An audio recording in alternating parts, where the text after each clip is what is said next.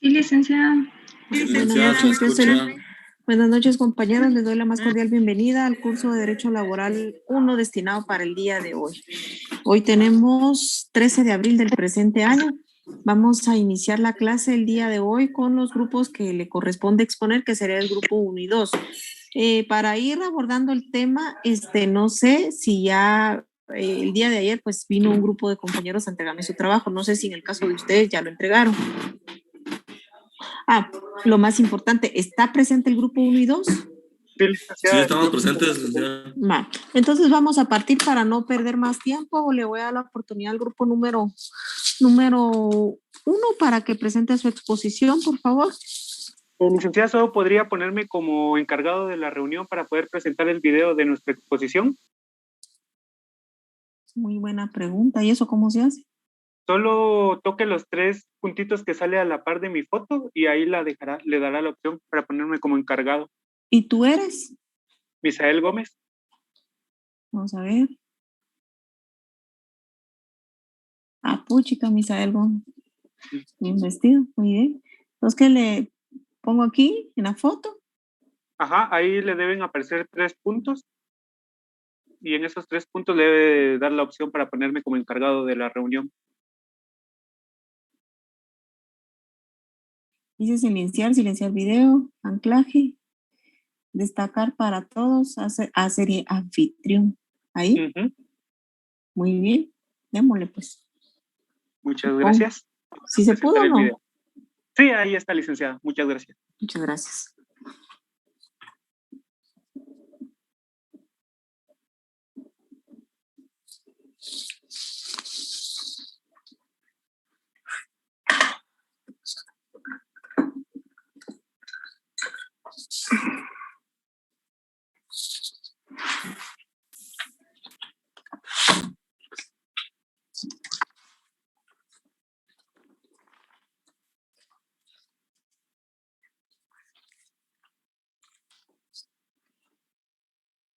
Buenas noches, licenciada. Buenas noches, compañeros. Somos el grupo número 1 y abordaremos el tema Régimen Especial, Trabajo de Mujeres y Menores de Edad. Mi nombre es Sergio Santos y les desarrollaré el tema Antecedentes históricos. Las mujeres desde antaño han sido sometidas y subyugadas a las decisiones del hombre. Sin embargo, en épocas en las que se dedicaban a la caza y a la recolección de frutos, ambos poseían el mismo estatus. En épocas posteriores se le designó la tarea de crianza y cuidado de los hijos a la mujer y al hombre se le atribuyeron las funciones de administración del hogar, así como de los negocios públicos y privados. En Guatemala, en la época de los años 50, factores como la educación, la cultura, la economía y la política contribuyeron que en el sistema patriarcal únicamente la mujer pudiera desarrollar actividades manufactureras y de labores domésticas. En el caso de los niños y los jóvenes, ellos deberían de contribuir a la economía del hogar. Por tal razón dejaban de asistir a la escuela y por lo tanto perdían la posibilidad de prepararse académicamente. Y es así que ejercían trabajos poco remunerados y explotados. De acuerdo al experto Julio Prado, afirmó que un 74,4% de los menores se ubican en el área rural y un 25,6% en la zona urbana.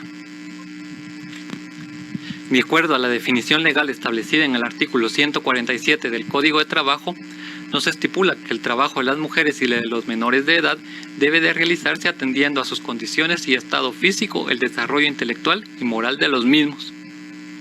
Y es que el derecho laboral, como un derecho cambiante, no solo ha estipulado dentro de sus condiciones a las mujeres y a los menores, sino también ha incluido a las mujeres embarazadas la protección de su integridad física, el desarrollo intelectual y moral, así también la del concebido pero no nacido.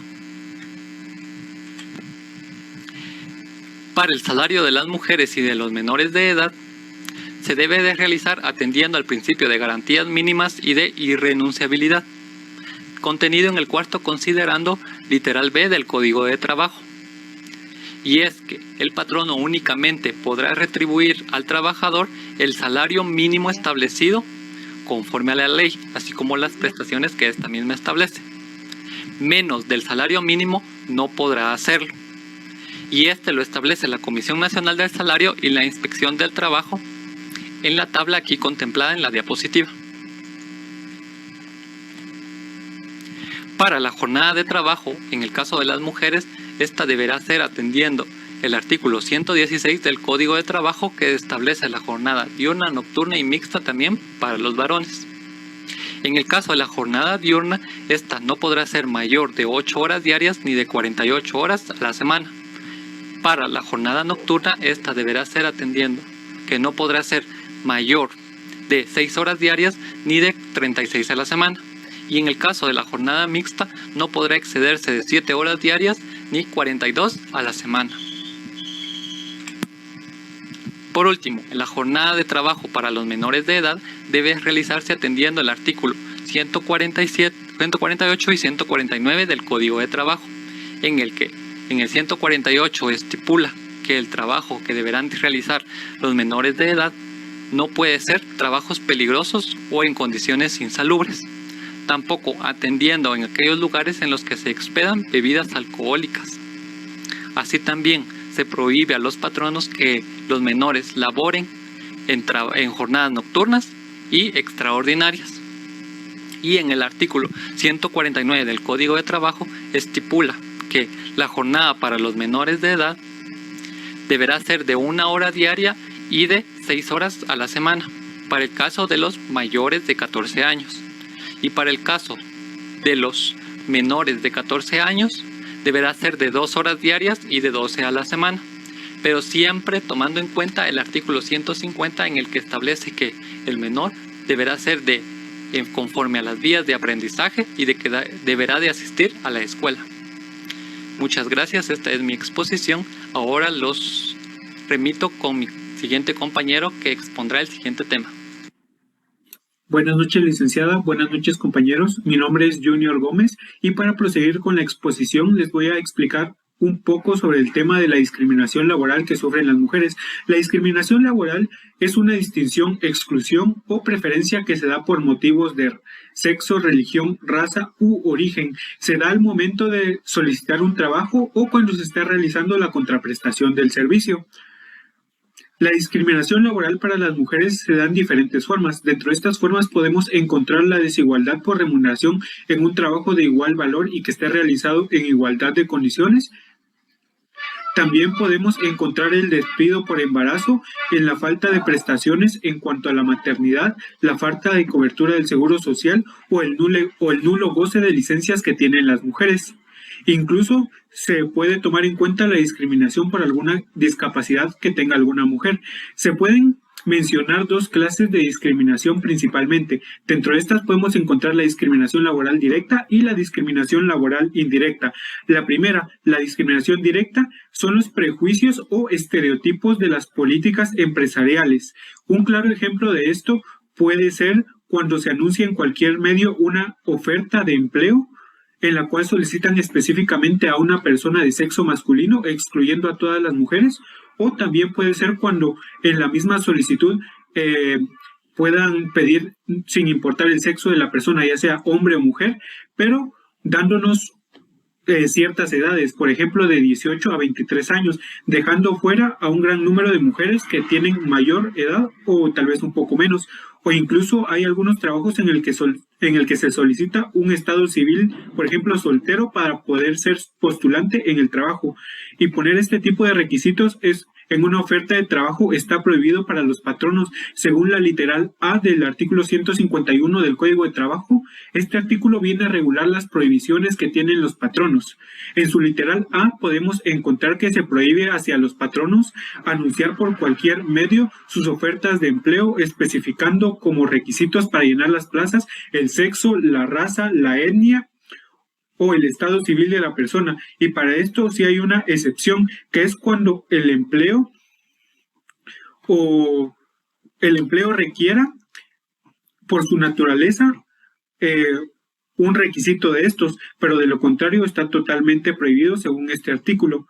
En este caso, el patrono, para poder solicitar alguna de estas características, deberá solicitar una autorización ante la Inspección General del Trabajo y la Oficina Nacional de la Mujer para que esto se pueda dar. En la literal B de este artículo se prohíben a los patronos hacer una diferencia entre mujeres solteras y casadas o mujeres con responsabilidades familiares para los efectos de realizar dicho trabajo. De conformidad con la literal C del artículo 151 del Código de Trabajo, también está prohibido para los patronos despedir a las mujeres que estén embarazadas o estén en periodo de lactancia, ya que ellas gozan de una inamovilidad.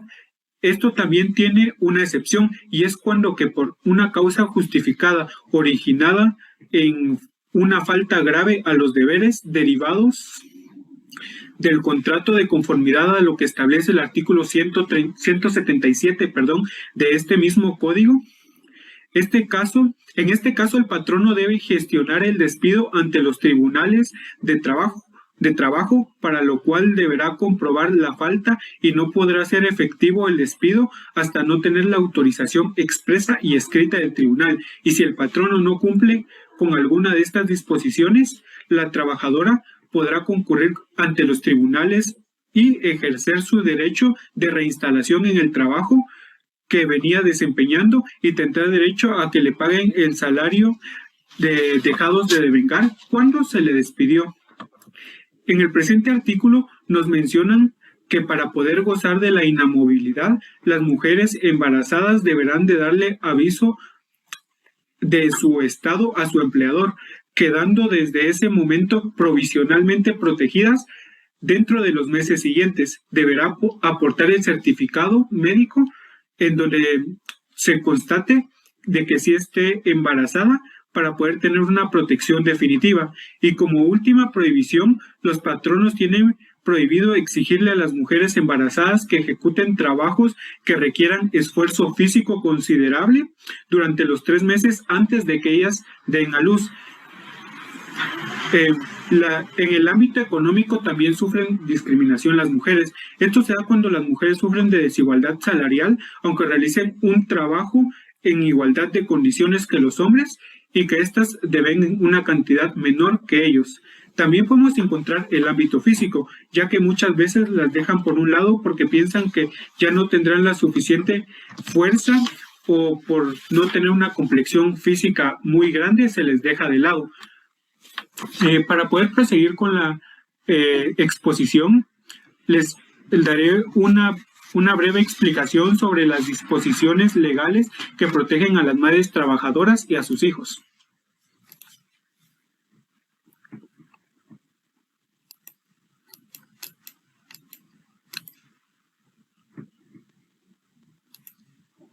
Dentro de estas podemos encontrar el periodo pre- y postnatal, el cual se encuentra regulado en el artículo 152 del Código de Trabajo, el cual nos establece que se otorgará a la mujer un descanso pre- y postnatal. Durante el tiempo que la trabajadora esté gozando de este descanso, su salario deberá ser retribuido en una totalidad, o sea, el 100% de este.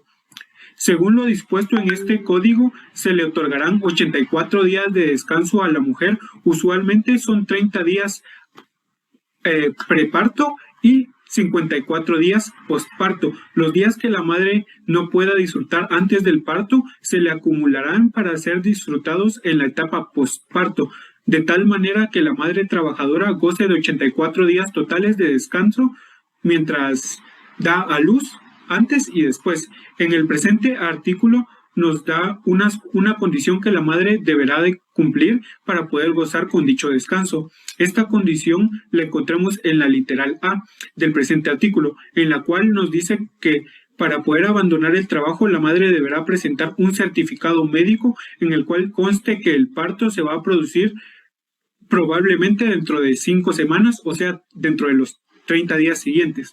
Todo médico que desempeñe el cargo remunerado por el Estado o por sus instituciones queda obligado a expedir gratuitamente dicho certificado. Según la literal B del presente artículo, la mujer a quien se le haya concedido el descanso tiene derecho a que su patrón le pague un salario a excepción que en el caso de que la mujer esté acogida por las disposiciones del Instituto Nacional Guatemalteco de Seguridad Social, o el ICS, que en este caso se debe observar lo dispuesto por los reglamentos que el ICS ponga en vigor. En la literal C nos regula lo que pasaría si en un dado caso ocurre un aborto no intencional o un parto prematuro que no sea viable. En este caso, los descansos remunerados que indica el inciso de este artículo se deben reducir a la mitad, quedando así un descanso de 42 días que se repartirían de la siguiente manera. Serían 15 días previos al parto u aborto y 27 días posteriormente del parto u aborto.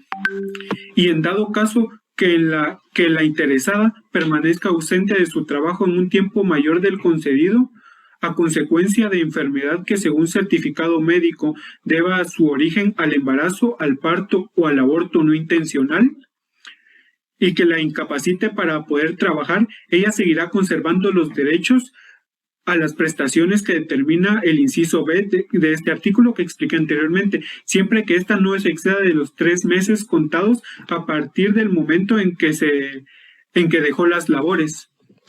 Según la literal D de este artículo, los días de asueto y descanso semanal y las vacaciones que coincidan dentro de los descansos que ordena este artículo deben pagarse en forma que indica el capítulo 4 del título 3 del presente código, el Código de Trabajo. Según la literal E del presente artículo, el pago de salario durante los días de descanso anteriores y posteriores que se den posteriores al parto se subordina al reposo de las trabajadoras y debe de suspendérsele si el Instituto Guatemalteco de Seguridad Social o la Inspección General del Trabajo, a solicitud del patrono, comprueba que dicha trabajadora se dedica a otras labores remuneradas.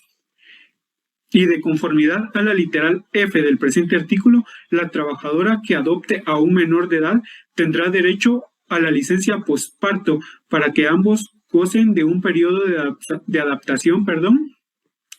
Esta licencia se iniciará a partir del día inmediato siguiente a aquel en el que se le haga entrega del o la menor a la mujer, y para gozar de este derecho la mujer trabajadora deberá presentar los documentos correspondientes en que se haga constatar el trámite de adopción. Para proseguir voy a explicar un poco acerca de la casa cuna. Esto está regulado en el artículo 155 del Código de Trabajo. Este artículo nos regula que se conoce como casa cuna y se da si en la empresa donde trabajan hay más de 30 mujeres trabajando. El patrono tiene la obligación de proporcionar un lugar adecuado que en donde puedan dejar a los niños menores de 3 años mientras trabajan las mamás. Los niños están bajo el cuidado de una persona responsable contratada y pagada por el patrono, o para las madres. Este lugar también se puede dar para que las madres alimenten a sus hijos también en el periodo de lactancia, sin peligro a sus hijos menores de 3 años y para que puedan dejarlos ahí durante las horas de trabajo. Dicho acondicionamiento, se debe hacer en forma sencilla dentro de las posibilidades económicas que tiene el patrono. Lo referente a la lactancia está contenido dentro del artículo 153 del Código de Trabajo y nos dice que la mujer trabajadora también tiene derecho a un tiempo para lactar a su bebé cuando se reincorpora a las actividades laborales luego de volver por su licencia postparto. Y la normativa nos dice que son 30 minutos 2 veces al día para la alimentación del niño. Sin embargo, ese tiempo se puede acumular de tal manera que la madre pueda decidir si gusta de ese beneficio 1 hora antes o 1 hora después de la jornada estipulada de trabajo, y esta hora debe ser remunerada. Este periodo tiene una duración de 10 meses después de que la mujer retorne a su trabajo. Como ya se explicó anteriormente, en el artículo 151 del Código de Trabajo se estipulan las prohibiciones que tienen los patronos, en las cuales se prohíbe despedir a las trabajadoras embarazadas o en periodo de lactancia. excepción que la empleada haya incurrido en una falta muy grave. Ante esto, el patrono deberá gestionar el despido y deberá justificarlo ante los tribunales de trabajo, con pruebas que demuestren la rescisión de labores de conformidad al inciso C del artículo 151 de dicho código. En cuanto a la indemnización por reinstalación, la trabajadora embarazada en periodo de lactancia que fue despedida injustamente podrá gestionar ante el juez de trabajo su reinstalación inmediata en pleno uso de todos sus derechos, presentando la solicitud ante el juez. Este juez le dará audiencia al empleador en los siguientes 3 días.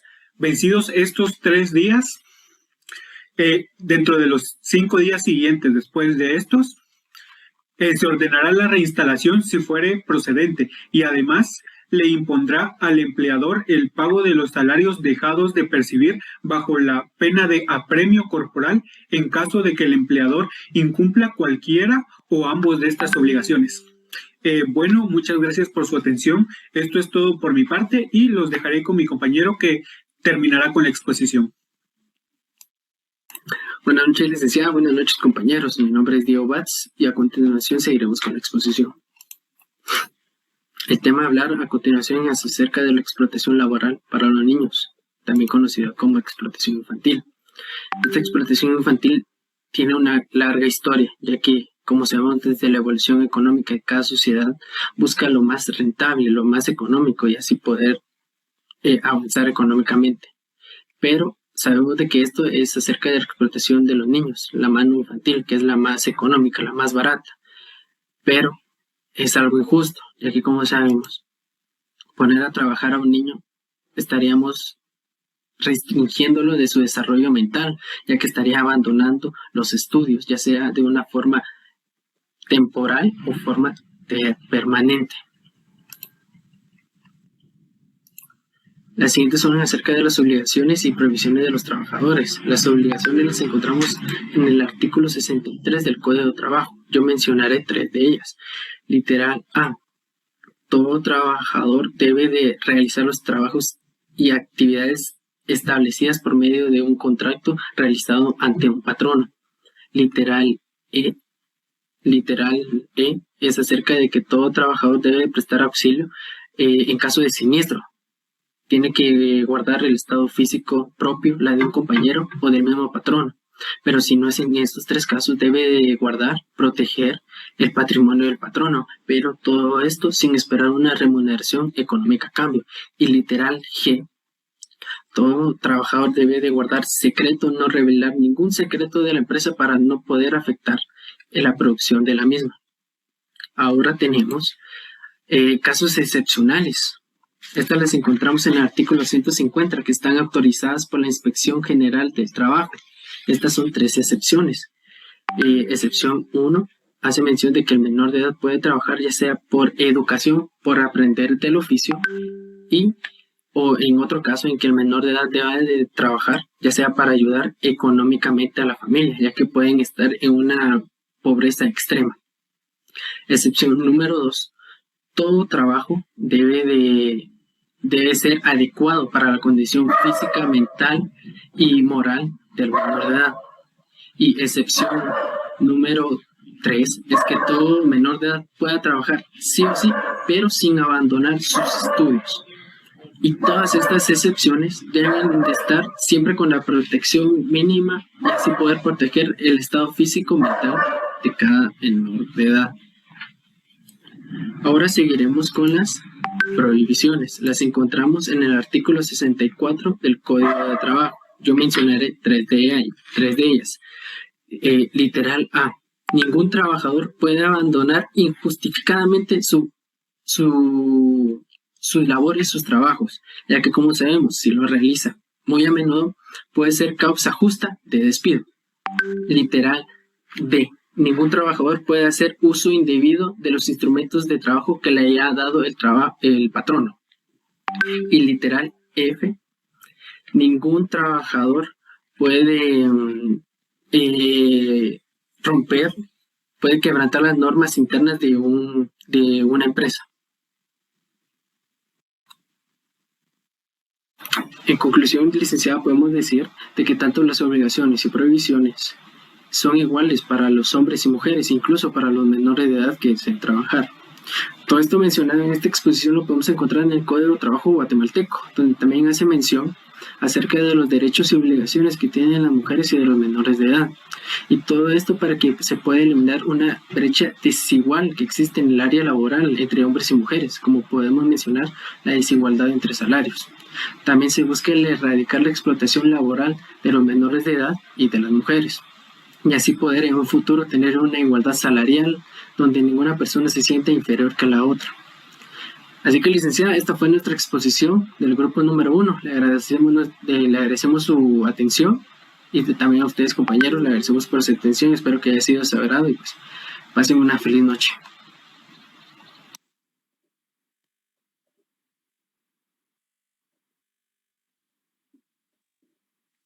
¿Ya puedo hablar yo? Ya, licenciada, ya terminó nuestra exposición. Muchas gracias. Muchas gracias. Únicamente entiendo, de acuerdo a lo que al espacio nos podemos darnos cuenta, pues ustedes hicieron una exposición de acuerdo a su creatividad. Entiendo que escogieron tres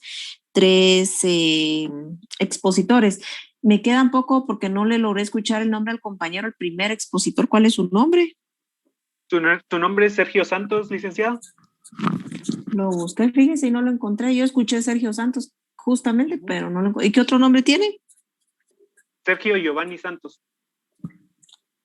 Sergio Giovanni Santos, licenciada, buenas noches.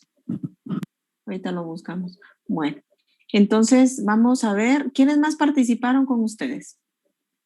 Está nuestra compañera Paola Yuk, Nick Teto, Mercedes Cruz y Mariela Arias, licenciada. Bueno, me va a hacer favor, disculpe, nuevamente decirme quiénes son, por favor. ¿Quién más me dijo? Paola Yuk. Paola Yuk. Ajá, Mercedes Cruz. Espérese, que no soy máquina. Está bien. Disculpe, compañero, que me pone violenta también. Esta es la sección, ay, ¿con qué razón? Nunca lo voy a encontrar, compañero, si lo estoy buscando en la sección A, hágame el favor. En la sección B, perdón. Es la sección. Sí, jamás lo voy a encontrar. Miren que ya llevo casi toda la clase buscándolo y no lo encontraron. Entonces, sí, o sea, aquí estamos en la sección A de inteligentes. ¿De qué era? De aplicados. Muy bien, muy bien, muy bien, muy bien. Vamos a ver. Entonces, partíamos.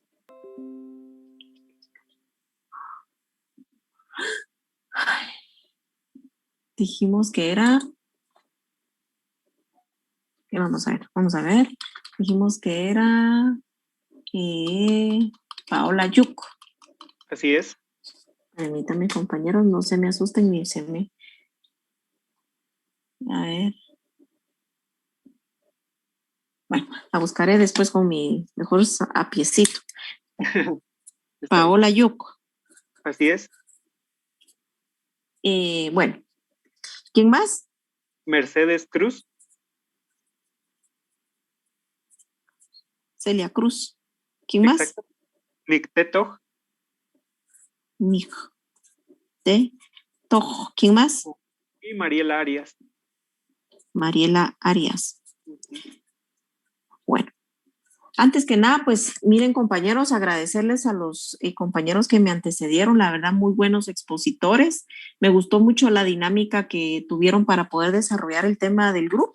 Ahora solo les voy a hacer unas pequeñas preguntas y igual invito a los compañeros presentes si tuvieran algún tipo de pregunta que hacer de acuerdo a este régimen especial que encontramos enmarcado dentro del artículo 147 y 106 de la Constitución Política de la República de Guatemala. Para las compañeras que aún no han participado, quisiera, por favor, que la compañerita, específicamente Paola Yuk, me contestara la siguiente pregunta. Quisiera ver dónde está Paola Yuk. Presente, Lady Paola Yuk. No, mi Lady Paola. Presente. Mi Lady Paola, tengo algo que revisar por ahí. Va. Mi Lady.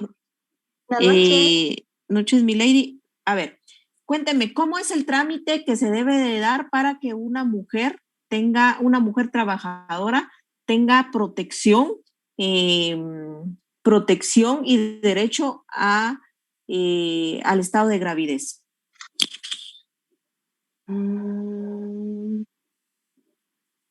El trámite. La ley establece un trámite.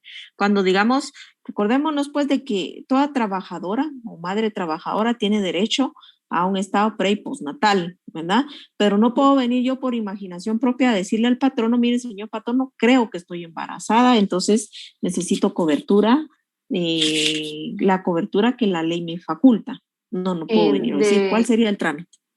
Debería de presentar el certificado médico donde esté verificado que ella esté embarazada para que pueda gozar de ese privilegio. ¿Usted cree que es un privilegio? No, privilegio no, sería la protección. Yo digo que es un derecho, es una garantía. Pero la ley establece un trámite. Usted me está dando la finalización de ese trámite. ¿Cuál es el trámite que establece la ley? Bueno, vamos a darle la oportunidad a Mercedes. Mercedes Cruz, por favor. Presente, licenciada. Noches, compañera. ¿Sería la misma pregunta? Supongo que sí. Bueno, sería de avisar al patrono, según el artículo 155, literal D, donde nos dice que para que pueda gozar de la protección relacionada, la trabajadora deberá darle aviso de su estado al empleador, quedando desde ese momento... No, pero yo necesito que usted me lo explique, porque para leerlo lo leen los compañeritos. Ok. Entonces, tiene que avisar al patrón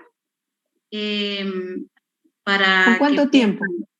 Porque la ley establece tiempos. Ojo con esto, compañeros, porque puede ser pregunta de examen. Conste que los estoy ayudando, les estoy dando las preguntas del examen. Bueno, vamos a darle la oportunidad, por favor. Buenas noches, licenciada. Buenas noches, sería compañera. primero de avisarle al patrono y presentar ¿Con cuánto tiempo? ¿Con por cuánto 5 tiempo se días. presenta? Hay un aviso que antecede, establece la ley, que es un aviso. Primero son 3 días. No. Y 5.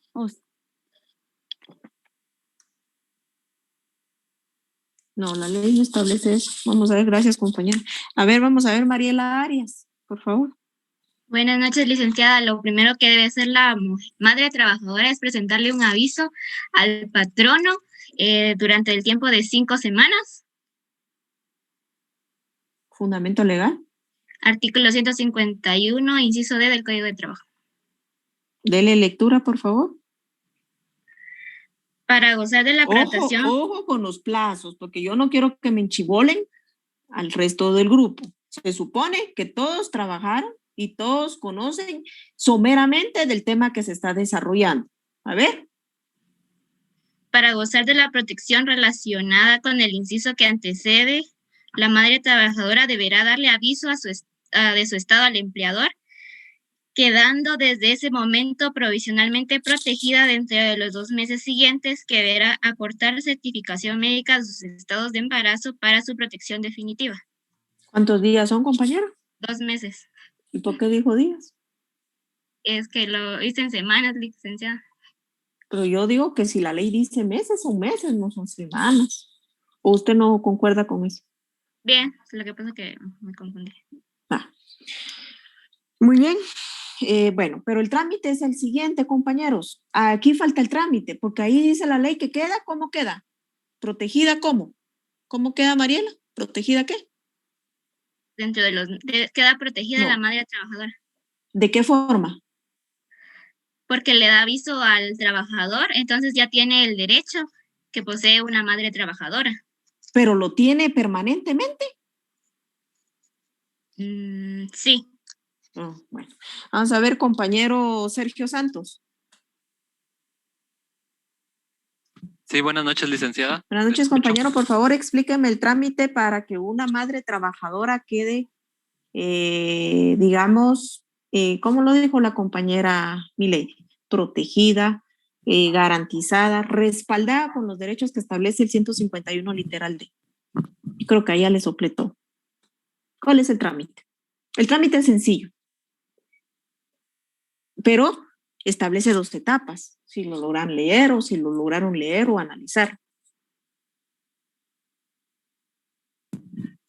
Yo comprendo que la primera etapa es el anunciamiento que debe hacer la madre trabajadora hacia el empleador. ¿A través de qué? Se debe de realizar a través de una certificación médica. No. Siguiente. Vamos a ver, Junior Gómez. Presente, licenciada. Coménteme, ¿cómo es este trámite?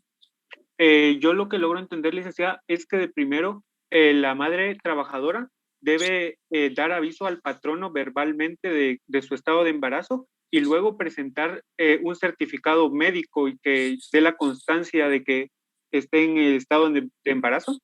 No, la ley no lo establece de esa forma. Vamos a ver, compañero Diego Batz. Buenas noches, licenciada. Buenas noches. Analizando, bueno, lo que analicé, pues lo que entiendo es acerca de que la madre tiene que avisarle al empleador dos meses antes al patrono, y de ahí ya tiene que hacer el trámite médico para que tenga un certificado legal de su embarazo. Pero ¿cómo tiene que avisarle? La primera etapa, ¿cómo tiene que avisarle? ¿Verbalmente? ¿Personalmente, licenciada, ante el patrono? No, oigan pues, vamos, yo creo que vamos a adentrarnos un poquito a analizar este artículo 151 literal D. Trámite para que y pónganle coco, compañeros, esto es sumamente importante, esto es algo que se vive en la vida real, que no solo se vive en la vida real, sino que tarde o temprano, cuando ustedes sean profesionales del derecho, les van a llegar a preguntar, y es importante que lo manejen. Entonces, para que en el régimen especial de trabajo de las mujeres trabajadoras, para que las mismas puedan tener, digamos, este derecho garantizado, en primer lugar deben de presentar un aviso, la ley ahí lo dice, no me lo estoy inventando, literal de darle aviso, ¿sí? De su estado al empleador. Aquí no establece, y yo diría que por lógica y sentido común, que deba de ser de forma verbal.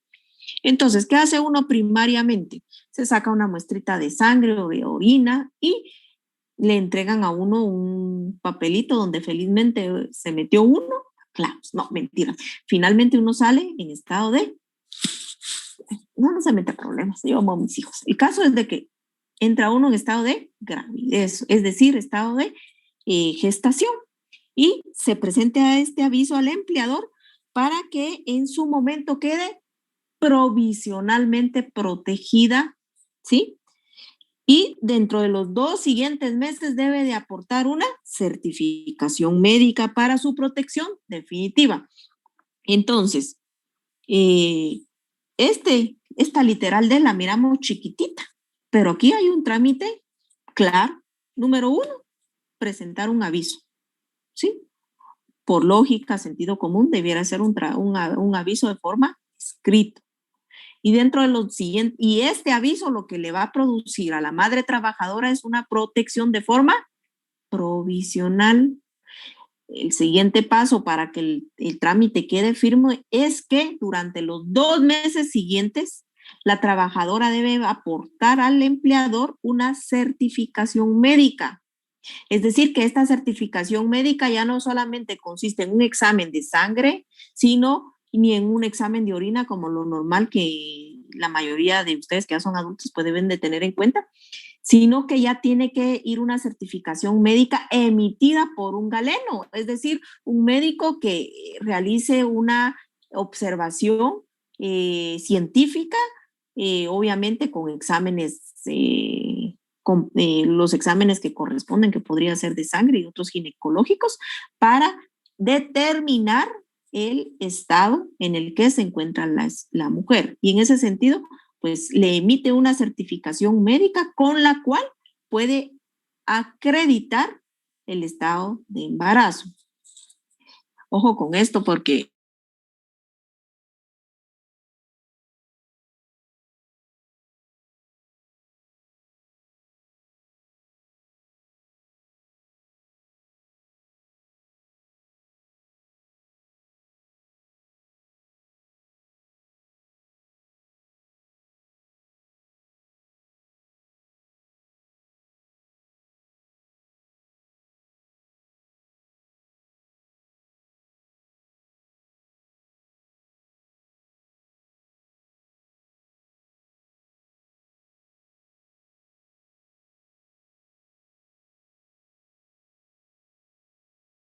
es que, digamos, ¿cómo no se va a ver la gran panzota si está embarazada? Más obvio, o sea, ni porque se ponga la ropa que se ponga, de todos modos se le va a notar.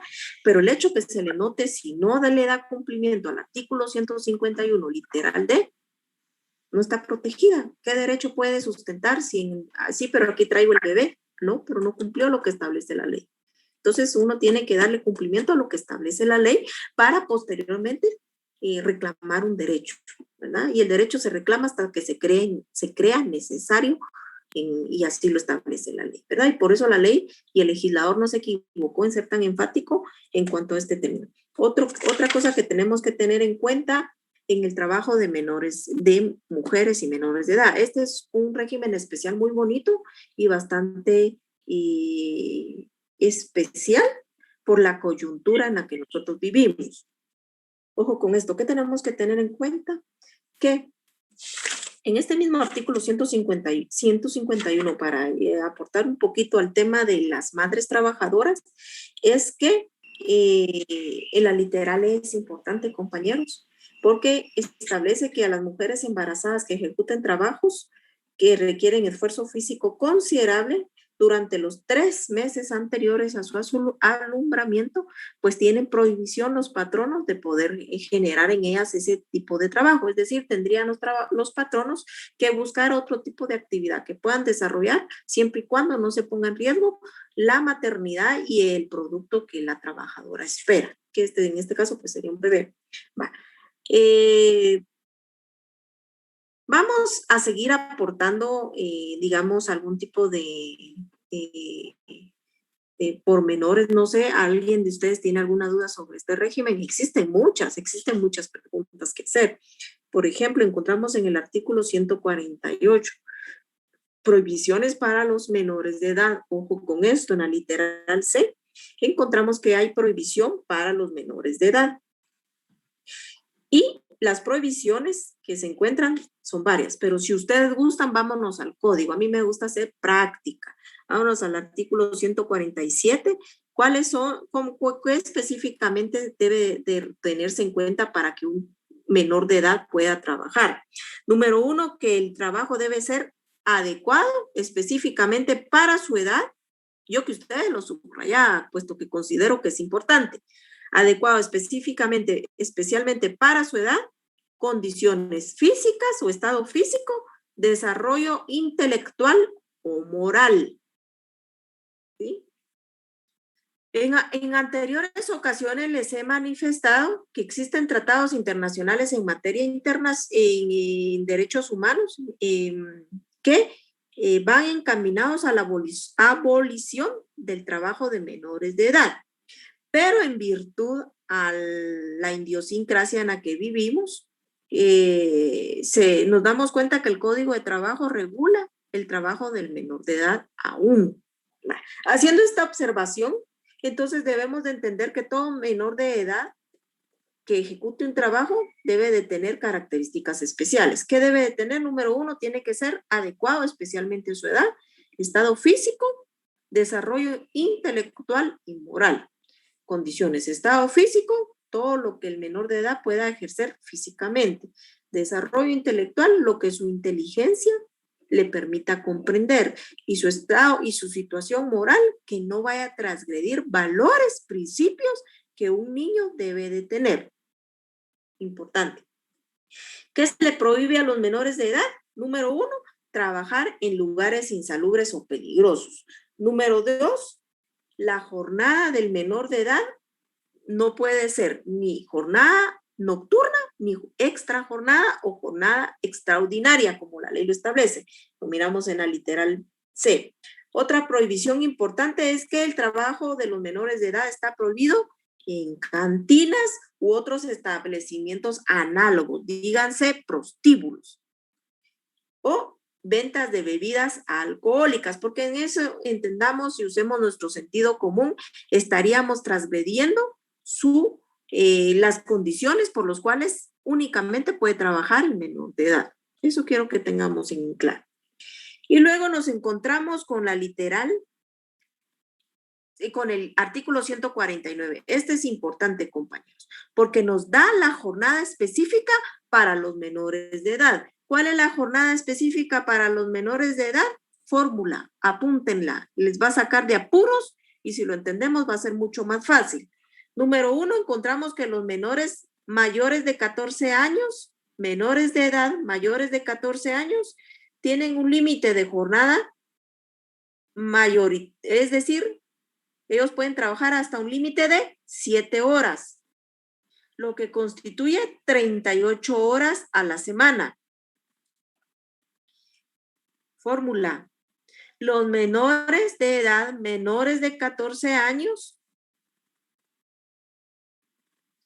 ellos pueden trabajar un aproximado de menos de 7 horas, menos de 6 horas, con un máximo de 32 horas a la semana.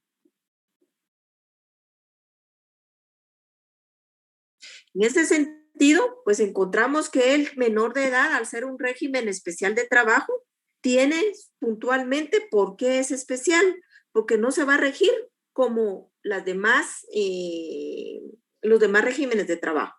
Bueno, vamos a parar aquí un poquito, le voy a dar oportunidad al siguiente grupo para que pueda exponer y vamos a volvernos a encaminar a este régimen especial, el cual es sumamente importante. Ojo con esto, artículo 150, sumamente importante que lo trabajemos y que lo entendamos, compañeros. Bueno, vamos a dar el tiempo a los compañeros del grupo 2, por favor. Licenciada, buenas noches. Disculpe, no sé si podríamos hacer el mismo procedimiento de hacer anfitrión, pero en este caso sería a Astrid Estrada. Ahorita compañerita, ahorita la Astrid Estrada. Muy bien, me pongo aquí enfrente, me dijo. Ay, Dios. Miren, compañeros, ustedes aprenden un poquito de derecho laboral conmigo. Yo aprendo un poco, bastante tecnología con ustedes, créanme. Ay, ya se me perdió Astrid. Aquí está. Ay, gracias al Altísimo. Pensé que la había perdido Astrid. No se me mueva. Hay que decir. Dice que no me sale la misma función que me salió con el compañerito. No sé qué le tengo que apachar aquí. Ahí está. Ay, miren pues, algo nuevo que aprendí. Dale, compañerita. ¿Está, compañerita? Muy bien, ahí estamos, Lick. Muchas gracias. Buenas noches, licenciada. Buenas noches, compañeros. Nosotros tenemos a bien exponer el régimen especial del trabajo agrícola y ganadero. Esperamos que esta exposición sea de su agrado y que puedan aprender algo de lo que nosotros pudimos aprender. Tiempo para Astrid, por favor.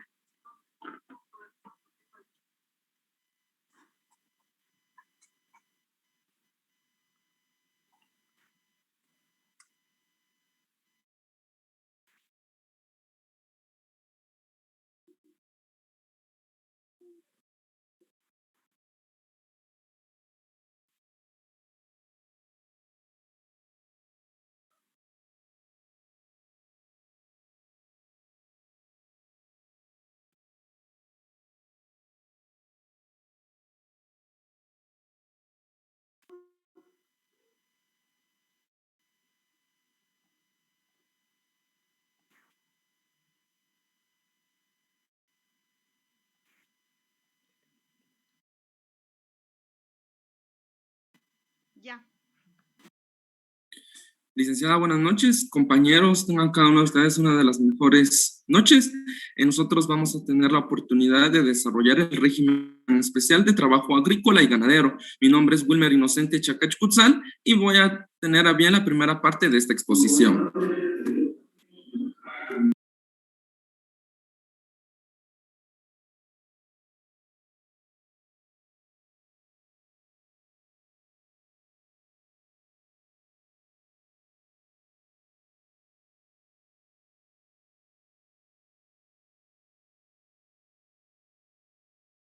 Hola, compañero Wilmer, disculpa, tienes tu micrófono apagado.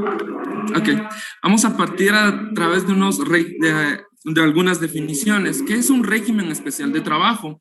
Un régimen especial de trabajo es aquel régimen que tiene características especiales que los va a diferenciar del resto de contratos de trabajo en general.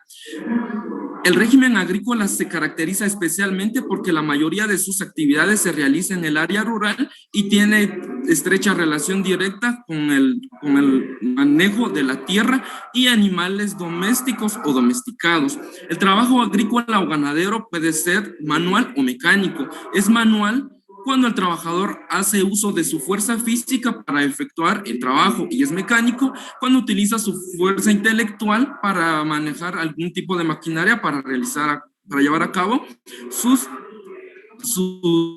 trabajos. Los trabajadores agrícolas o ganaderos.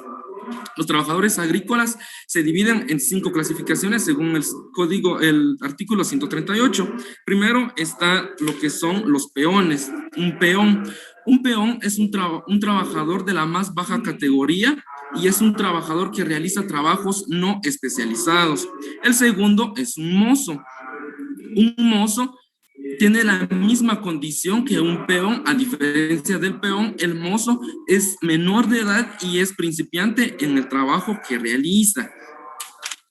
También encontramos lo que son los jornaleros. Los jornaleros, como su nombre lo indica, trabajan bajo jornal, es decir, trabajan un día, se les paga un día. En este trabajo de jornaleros no podemos encontrar mayores contratos y ni mayores respaldos por parte de la ley.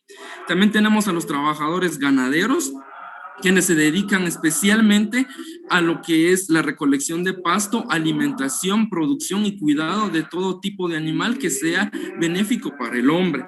Y tenemos los cuadrilleros.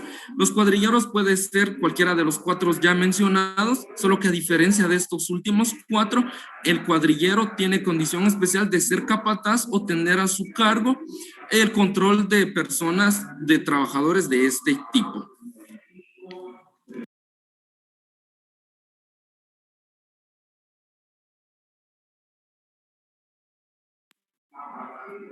Derechos de los trabajadores agrícolas y ganaderos. El principal derecho que ellos gozan es la asistencia social. ¿Y qué es la asistencia social? La asistencia social es un conjunto de acciones encaminadas hacia un cambio social para el mejoramiento de la persona, de sus condiciones de vida y, por sobre todo, que se encamina a la emancipación económica, es decir, independizarse económicamente y para poder subsistir y tener una vida digna. Derecho a la habitación. El artículo 141 del Código de Trabajo establece de que los trabajadores tienen derecho a tener una habitación que cumpla con todos los lineamientos indicados por el Ministerio de Trabajo y Asistencia Social. La contratación de los trabajadores agrícolas. Aquí esto es lo que hace especial a los otros regímenes, porque los trabajadores agrícolas pueden celebrar contratos verbales. Y yendo un poco a los antecedentes del por qué los contratos, se debe a que la temporalidad del trabajo agrícola en su mayoría de veces es contratado por las épocas de producciones altas, siendo así trabajadores temporales en su mayoría. Estudios de Codeca también revelan este dato de que de los 100% entrevistados de trabajadores agrícolas, apenas el 5% confirmó y dijo que tenía un trabajo estable. El resto todos eran temporales, violando así sus derechos. El pago de indemnización por accidente o muerte en el trabajo. Este derecho se va a dar siempre y cuando el accidente se haya dado por negligencia y por falta de cuidado por parte del patrono al no tener las condiciones adecuadas y seguras para que el trabajador lleve a cabo sus quehaceres diarios. El salario. El salario puede ser por unidad de obra o tiempo. Para entender mejor el salario por unidad de obra, un ejemplo claro son los cortadores de café, que puede ser, por ejemplo, en Acatenango. Investigando un poco, a ellos se les paga 50 quetzales el quintal de corte de café. Esto significa de que se les va a pagar dependiendo de la cantidad de trabajo que ellos realicen, o por unidad de tiempo. En unidad de tiempo, en la mayoría de veces sí se celebran contratos. Actualmente el salario establecido por el presidente, este año no sufrió ni una variación. El salario es de 11.2790 quetzales el día y haciendo un total de 2.742 quetzales mensuales más la bonificación de 250. La alimentación, el artículo 61, en la literal L, M y N, establece el derecho a la leña, el derecho al agua y el derecho a disfrutar todos los frutos que los trabajadores produzcan de las tierras adjudicadas por parte de su patrono. Las jornadas, al igual que en los otros regímenes, la jornada se divide en este régimen en ordinaria y extraordinaria. En ordinaria encontramos la diurna, mixta y nocturna, que está de más explicarlo porque todos tenemos amplio conocimiento en este tema, y la jornada extraordinaria, que es el tiempo realizado fuera de los límites de la jornada ordinaria. La ley establece de que no puede ser mayor de 4 horas diarias, sumando a las 8 horas de la jornada diurna, el trabajador no puede trabajar más de 12 horas diarias.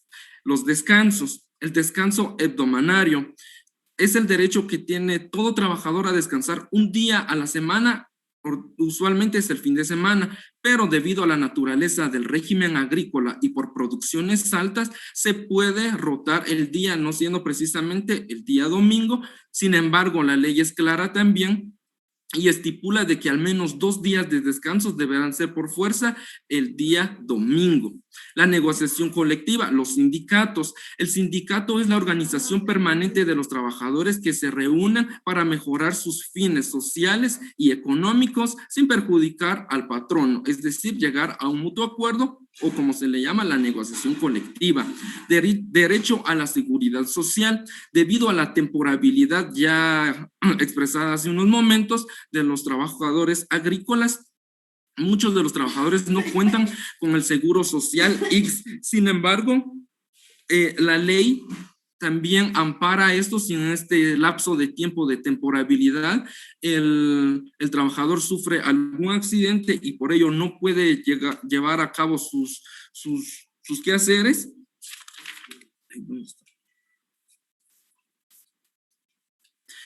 Derecho a una maternidad segura. La Organización Internacional del Trabajo también se ha pronunciado emitiendo dos convenios en donde asegura la maternidad de la mujer trabajadora que los compañeros en el periodo anterior explicaron.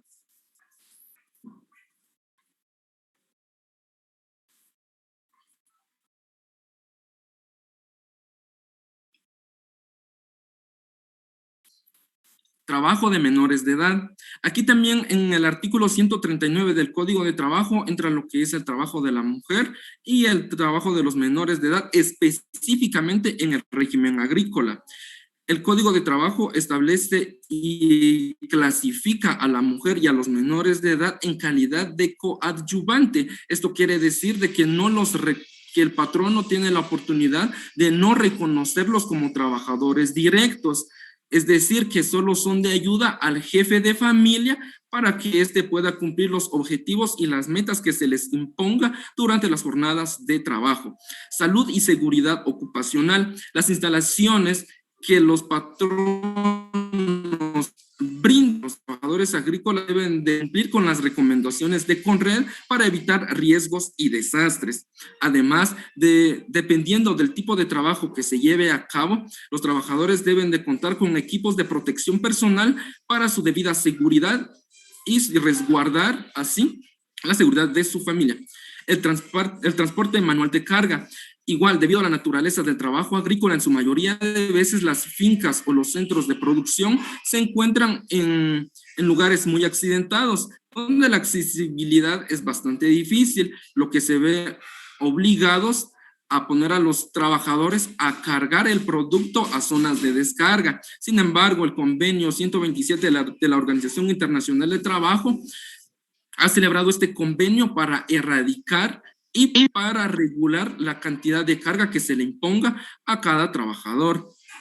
También se debe de verificar que el trabajador tenga un cinturón de cuero para evitar que el peso dañe la columna vertebral, que también es parte de la seguridad ocupacional, y equipos de protección personal. Hasta aquí mi exposición y los dejo con mi compañero Josué Chamay.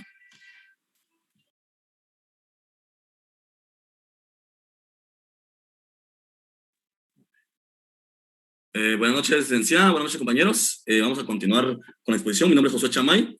En cuanto a las ventajas económicas de los trabajadores agrícolas y ganaderos, hace referencia a que pues, los trabajadores pueden realizar un aprovechamiento de los recursos naturales de la finca.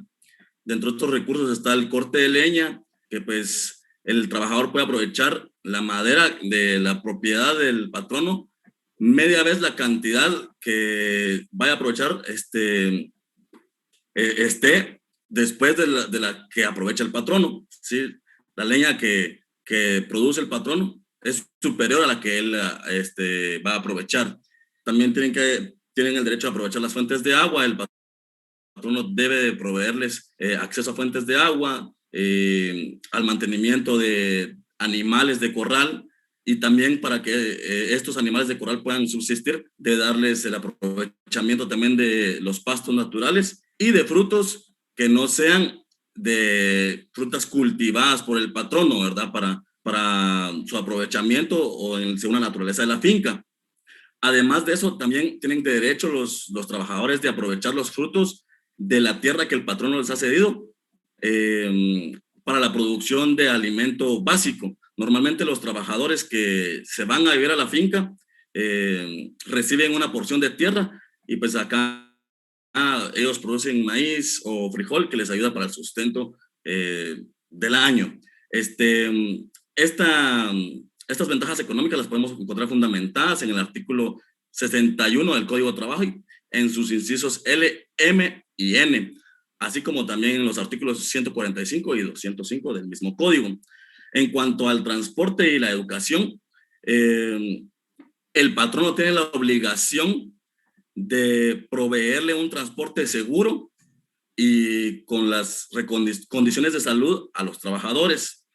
Cuando al trabajador su lugar de trabajo se encuentra a más allá de 15 kilómetros de distancia de su lugar de residencia, pues el empleador debe pagar el transporte de ida y vuelta, así como también cuando el trabajador necesite movilizarse con su familia más allá de esa distancia, el patrono debe de proveerle los pasajes de ida y vuelta a la familia y al trabajador. El compañero ya anteriormente mencionaba el tema de seguridad ocupacional. En cuanto a la vivienda, el patrono debe proveerles una vivienda acorde a las condiciones climáticas del lugar.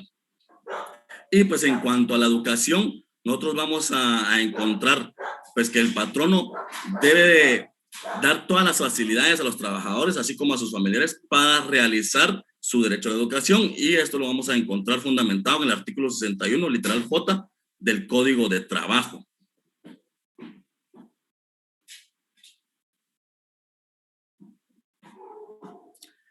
En cuanto a los representantes patronales, nosotros vamos a entender como representantes patronales que son personas individuales que ejercen a nombre de funciones de dirección o de administración.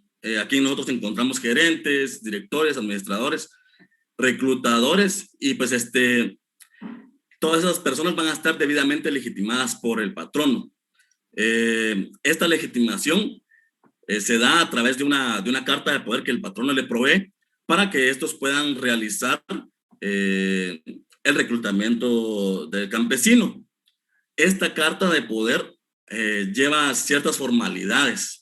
Sí debe ser extendida en duplicado y pues tiene que tener una copia, la Dirección General de Trabajo se debe remitir una copia, otra copia se la queda al representante del patrono, y pues no puede hacer uso de ella si la carta de poder no tiene el visto bueno de la Dirección General de Trabajo. Es importante pues que el representante patronal tenga esta carta debidamente autorizada, y pues nosotros vamos a encontrar que hay algunas personas que no pueden ser representantes patronales. Tenemos aquí entre los que están mencionados los habilitadores de jornaleros.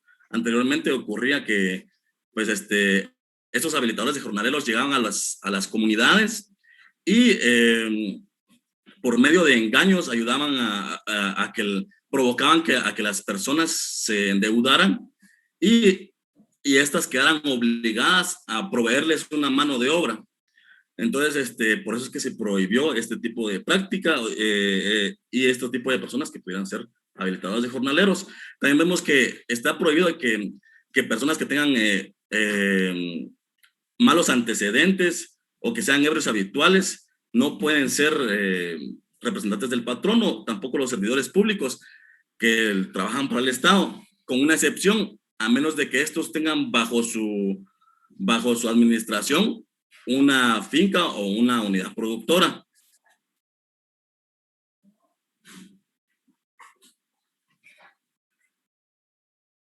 En cuanto a las obligaciones, ya les mencionaba el tema de la carta de poder y esta debe de renovarse cada año. Uno de los derechos que también de los que cuenta el representante patronal es percibir del patrono un salario, pues eso lo encontramos regulado en el artículo 141 del Código de Trabajo. Y pues una de las obligaciones importantes que tiene el representante del patrono a la hora de reclutar personas es de exigir una constancia de terminación del contrato anterior al trabajador agrícola. Esta está regulada en el artículo 87 del Código de Trabajo y pues es una prueba de que el trabajador agrícola ya terminó su contrato inmediato anterior con una empresa agrícola o ganadera.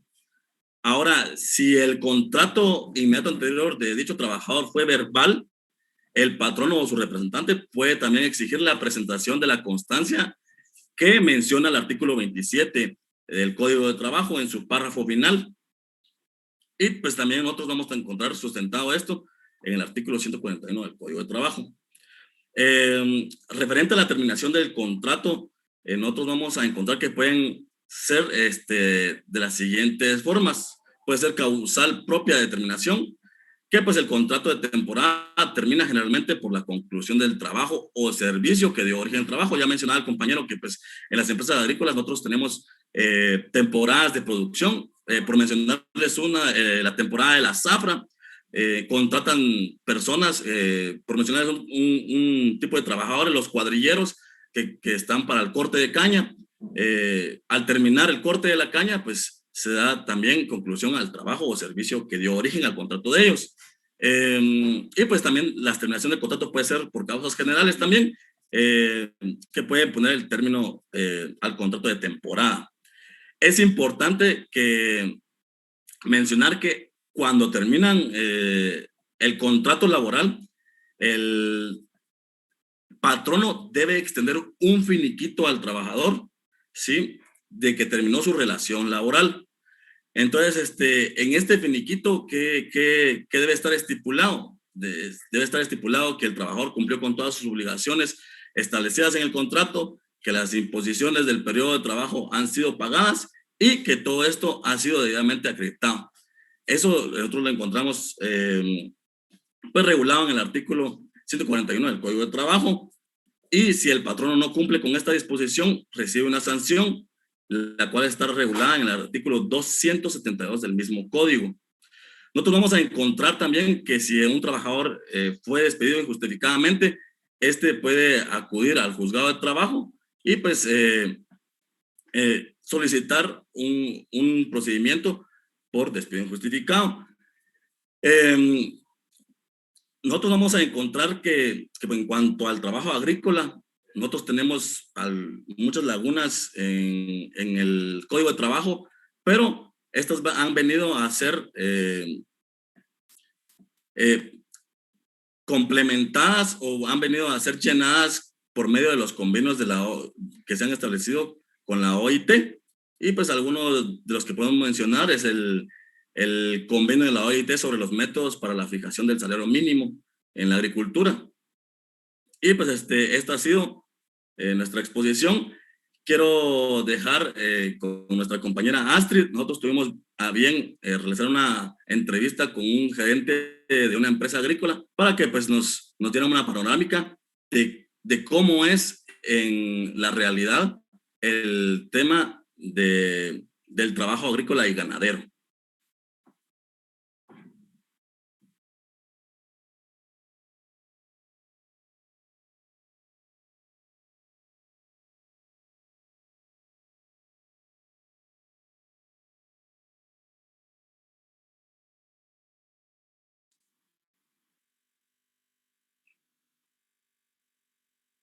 pregunto yo, ¿terminó la exposición? Sí, ¿Alguien está? ahorita va a compartir la entrevista que realizamos. Es una pequeña entrevista. Démosle pues. La redujimos, pero vamos a compartir un link con los compañeros para que puedan tener acceso total a la entrevista. Perfecto, me parece bien.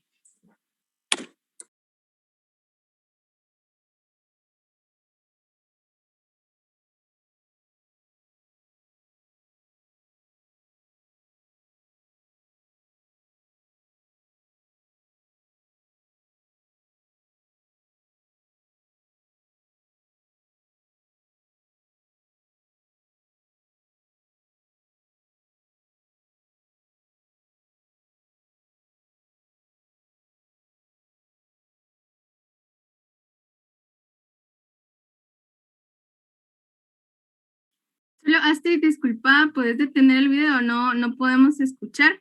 Cuando le des compartir pantalla, tenés que darle un cuadrito que dice abajo sonido de la computadora para que todos podamos escuchar, por favor.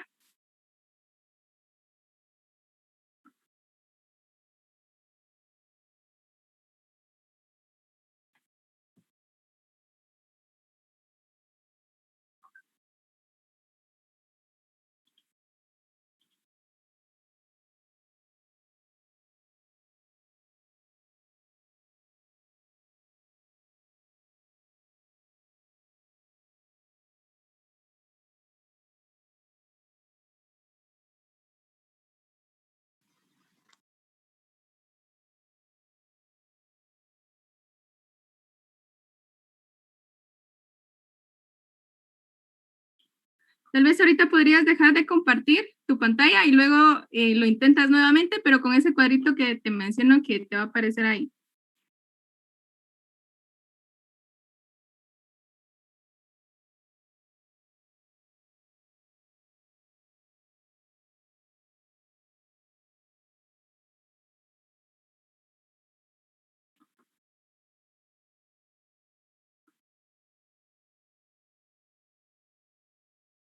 Se hace dependiendo las horas.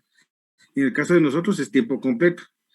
Según la ley, las empresas agrícolas tienen que trabajar 48 horas semanales por el tipo de trabajo, ¿verdad? Que como son productos perecederos, entonces tienen que estar pendientes de que no haya pérdidas en la empresa, ¿verdad? Gracias. La siguiente pregunta dice así: en el ámbito laboral agrícola o ganadero, ¿existen celebración de contratos verbales en mayor número que los escritos? Efectivamente. Y se da esto es mucho en estas empresas porque la gente a veces no se mantiene más de 2, 3 meses en los trabajos, ¿verdad? Entonces, esto sí es a nivel general, que es lo que se hacen las contrataciones verbalmente, ¿verdad? Pero es por la rotación de personal que se tiene. Ok, muchas gracias. Quisiera agregar una pequeña pregunta a esta interrogante. A ustedes, a la hora de extender solo contratos de forma verbal, a la hora de tener algún conflicto con el Ministerio de Trabajo, ¿no les crea algún tipo de confusión o alguna problemática en lo que ustedes no puedan probar o que el trabajador pueda probar sobre lo que se basó en el contrato? Sí, podría existir, pero en el caso de nosotros, como tenemos el control de ingresos diarios de las personas por medio de huellas, nosotros registramos esto en un sistema donde tenemos todos los datos de ingreso de cada persona con sus datos personales, DPI, toda la información que necesitamos, lo cual con eso nosotros demostramos ante el ministerio cualquier eventualidad. En el caso de los trabajadores que tienen contratos verbales, el Ministerio de Trabajo exige lo que son los cartones de ingreso. En este caso nosotros nos sustenta los ingresos electrónicos que tenemos desde el primer día que ingresan los empleados. La siguiente pregunta es así: en el trabajo agrícola, ¿cuáles son los puntos más importantes que como empleador deben de tomar en cuenta para cumplir con el reglamento de salud y seguridad ocupacional y de esta manera proporcionar el ambiente adecuado para que el trabajador realice sus labores? uno, que tengan todas las herramientas e insumos necesarios para elaborar su trabajo. Dos, actualmente es el tema de la higiene y seguridad ocupacional en el tema del COVID, que es lo más primordial en este momento. Pero la cultura, sigo tomando en cuenta la cultura de ustedes porque nuestra gente directamente no entiende a veces que es por el bien de ellos que se le toman varias normas y varias medidas para que se cumplan dentro de la empresa. Y aún así, sabiendo que ponen en riesgo su seguridad, no lo realizan, ¿verdad? Entonces, ya ahorita estipulado en creo que es el Acuerdo Gubernativo 229-2014, si no estoy mal, y el 79-2020 del Ministerio de Salud, en el que indican que ya por estas normas de seguridad, si no son cumplidas, el patrono puede tener la libertad de prescindir de los servicios de los empleados sin ninguna responsabilidad. En el caso de nosotros, no hemos tomado esa medida todavía, pero sí cuesta con la gente porque es por su salud y seguridad que tenemos que exigirles que usen las cosas y aún así no lo hacen, ¿verdad? Pero actualmente el punto más importante es la seguridad y higiene de los lugares de trabajo y de las personas en relación al COVID. Muchas gracias. La siguiente pregunta menciona en que cómo ha afectado pues la pandemia del COVID-19 a los trabajadores agrícolas en general. En general, que muchos, bueno, actualmente la economía se está estabilizando nuevamente, no les digo al 100%, pero ya va encaminado. Lo voy a tomar como el año pasado. El año pasado, si se da cuenta, muchas empresas tuvieron que cerrar, muchos trabajadores se quedaron sin el sustento para sus familias. Yo creo que ese es el punto que ha venido a afectar directamente a la mayoría de las empresas, porque los productos agrícolas tuvieron en que ya no se compraban, ya nada se producía, se dejaron y hubieron muchas pérdidas, y esas pérdidas repercutieron mucho en los trabajadores, en que también ellos no tuvieran el sustento para las familias, ¿verdad? Eso es lo que ha afectado directamente al trabajador. Muchas gracias. La siguiente pregunta menciona cómo ha sido la variación del salario durante la pandemia del COVID-19. A nivel general, muchas empresas tuvieron que negociar con los trabajadores para poder subsistir tanto la empresa y brindarles un salario a largo plazo, como mantener los empleos de cada uno de las personas, ¿verdad? Nosotros en su momento se hicieron unos convenios con los mismos empleados, indicándoles la situación, porque efectivamente esto era minimizar un poco los salarios y posteriormente integrarles ese dinero, o definitivamente quedarnos sin trabajo y cerrar la empresa. Entonces, con todos los directivos de la empresa se hicieron las negociaciones y se verificó que efectivamente pudiéramos funcionar a cierta capacidad del presupuesto que se estableció en su momento. Posteriormente se habló con los empleados a sabiendas de la pandemia, si estaban interesados en apoyarnos, porque como le digo, si ninguno ahí estaba obligado, si nos podían apoyar para seguir laborando, o definitivamente la empresa podía pasar lo mismo que cualquier otra que estaba haciendo, se iban a quebrar. Ya hubo un momento que hablamos con el dueño, ya me daba, solo les saludo a ustedes, ya me daba semanas, ya no podíamos seguir, porque las ventas también bajaron. Estados Unidos, que nosotros es donde vendemos mucho. Licenciada, fíjese que ya estamos a menos de un minuto, entonces no sé si seguimos con el video en otra sesión o lo dejamos yo creo, mañana.